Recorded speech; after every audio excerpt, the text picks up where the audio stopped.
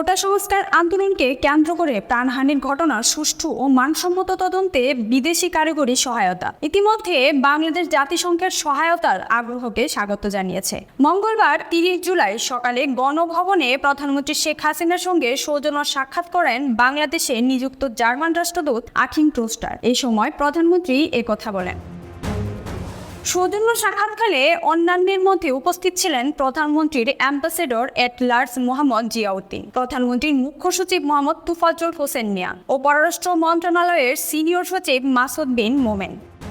নাইমুল ইসলাম খান বলেন, আমাদের যে জুডিশিয়াল ইনকোয়ারি তদন্ত কমিটি গঠিত হয়েছে তাদের সুষ্ঠু ইনকোয়ারি করার জন্য, তাদের ইনকোয়ারিটা যেন খুব উচ্চমানের হয়, এজন্য বিদেশি কারিগরি সহায়তা নেওয়া হবে। তদন্তে জাতিসংঘের সহায়তা প্রসঙ্গে তিনি বলেন, ইতোমধ্যে জাতিসংঘের সাথে সহযোগিতার সাম্প্রতিক সহিংসতায় প্রাণহানির ঘটনা তদন্তে গঠিত বিচার বিভাগীয় তদন্ত কমিশনকে সহায়তার ব্যাপারে যোগাযোগ হয়েছে।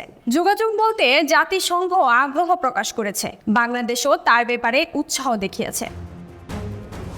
জার্মান রাষ্ট্রদূতকে উদ্ধৃত করে নাইমুল তিনি আবারও বলেন, প্রধানমন্ত্রীর বক্তব্যে তারা জার্মানি দৃঢ় আশাবাদী যে একটা ইন্ডিপেন্ডেন্ট স্বাধীন ইনভেস্টিগেশন তদন্ত হবে, যারা দুর্বৃত্ত তারা চিহ্নিত হবে এবং তাদের বিচার হবে। রাষ্ট্রদূতকে উদ্ধৃত করে প্রেস সচিব বলেন, যারা ধর্মীয় উগ্রবাদের সহযোগী তাদের ব্যাপারে জার্মানির কোনো সিম্প্যাথি সহানুভূতি নাই।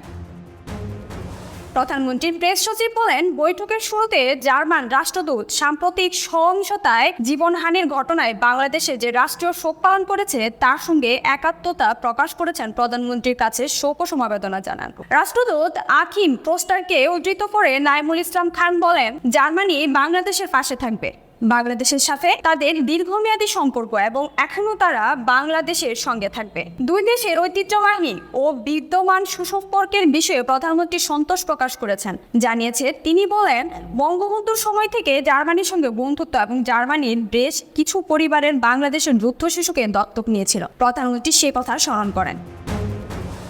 ভিসা প্রক্রিয়ার নির্গতি প্রসঙ্গে আলাপের কথা জানিয়ে প্রধানমন্ত্রীর প্রেস সচিব বলেন, জার্মান রাষ্ট্রদূত তাদের ভিসা প্রক্রিয়ার স্রোততার জন্য দুঃখ প্রকাশ করেছেন।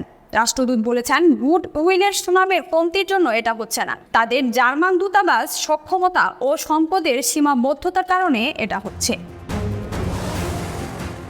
লিপিকা ফিরোজ, দৈনিক সকালের দুনিয়া।